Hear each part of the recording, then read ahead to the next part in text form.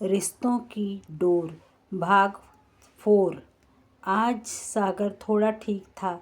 ऐसा अक्सर होता है जब भी हम किसी परेशानी में होते हैं तो कुछ समय बाद मन उसे स्वीकार कर लेता है। लेकिन यही नियति थी। वैसे ही आज सागर यह मन बना चुका है कि शायद उसका और उसके पापा का साथ कुछ ही दिन का बचा है। ऐसे में उसे ही घर की जिम्मेदारी संभालनी है। उसे इस बात से बहुत आस बंधी थी कि उसके हर सुख दुख में शालिनी उसके साथ खड़ी है। इधर शालिनी जब घर पहुंचती है तो वह पहले से भी ज़्यादा दुखी होती है। एक तरफ सागर के साथ इतना लंबा रिलेशनशिप और दूसरी ओर अपना भविष्य कुछ समझ नहीं आ रहा था। तभी शालिनी की माँ सुशीला जी उसके कमरे में आती है। सुशीला, बेटी, मैं तेरे भविष्य को लेकर बहुत चिंतित हूँ, इसलिए तुझे बार बार सागर से दूर रहने के लिए कह रही हूँ। आज सागर पर परेशानी चल रही है, वह बात अलग है, लेकिन प्रैक्टिकल होकर सोच, ऐसे हारे हुए आदमी से तुझे क्या सुख मिलेगा। दूसरों की भलाई के चक्कर में तू अपना जीवन तो बर्बाद नहीं कर सकती शालिनी।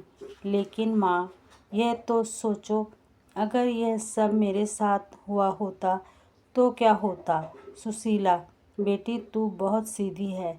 अगर यह सब तेरे साथ हुआ होता तो सागर तुझे कभी का छोड़कर भाग गया होता, क्योंकि तू एक लड़की है। तुझे वो इमोशनल कर देता है। यह सुनकर शालिनी सोच में पड़ जाती है। उसे रात भर नींद नहीं आती। सुबह उठकर वह एक फैसला करती है। इधर सागर अगले दिन ऑफिस जाने के लिए तैयार होता है। तभी उसके पापा उसके पास आते हैं। प्रशांत जी, बेटा, तेरी मम्मी अभी किचन में है। मुझे लगता है कि तू कल से बहुत परेशान है। क्या बात है?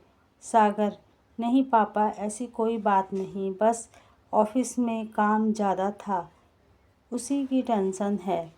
प्रशांत जी, बेटा, मेरी बीमारी को लेकर तो कोई बात नहीं है जो तू छुपा रहा है। सागर, नहीं पापा, ऐसा कुछ भी नहीं है। अब मैं चलता हूँ, बहुत देर हो रही है। सागर ऑफिस पहुँच जाता है। वह बहुत कोशिश करता है काम करने की, लेकिन उसका मन काम में नहीं लग रहा था। सागर, क्या मैंने पापा से झूठ बोलकर सही किया? तभी शालिनी का फ़ोन आ जाता है। शालिनी, मुझे तुमसे कुछ ज़रूरी बात करनी है अभी। सागर, क्या हुआ शालिनी?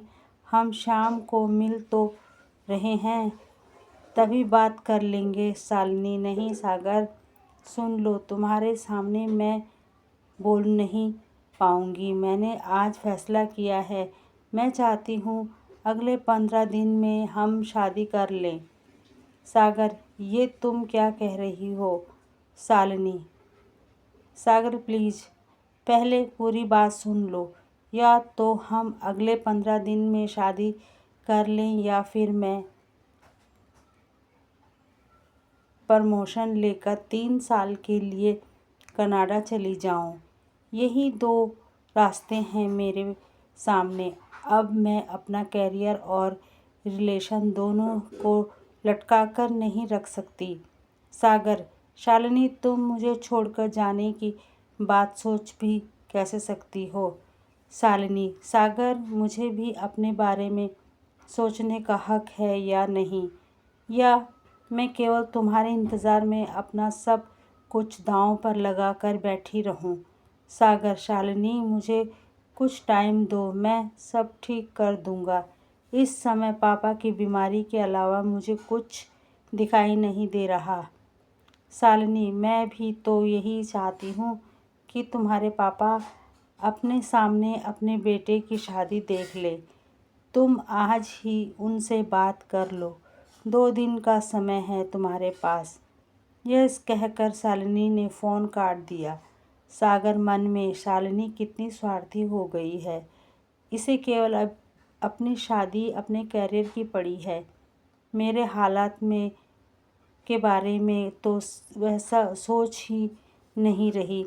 चली जाए जहाँ जाना है। सागर कुछ देर अपनी चेयर पर बैठकर सोचता रहा। सागर, लेकिन मैं शालिनी के बिना ज़िंदगी की कल्पना भी नहीं कर सकता।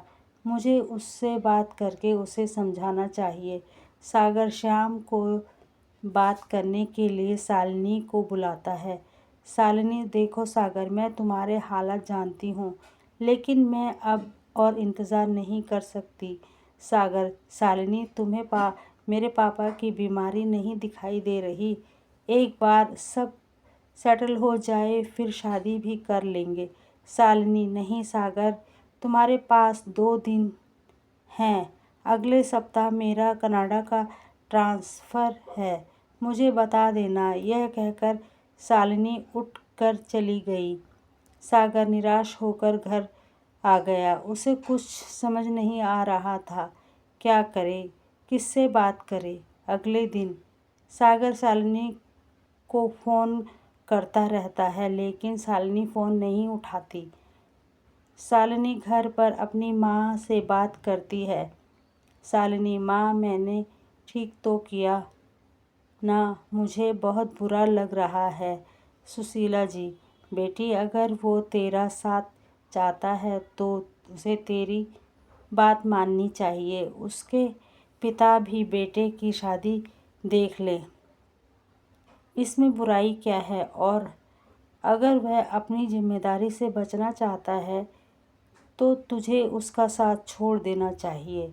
2 दिन बीत जाने के बाद भी सागर की तरफ से कोई जवाब नहीं आया। अब तो उसने फ़ोन भी नहीं किया।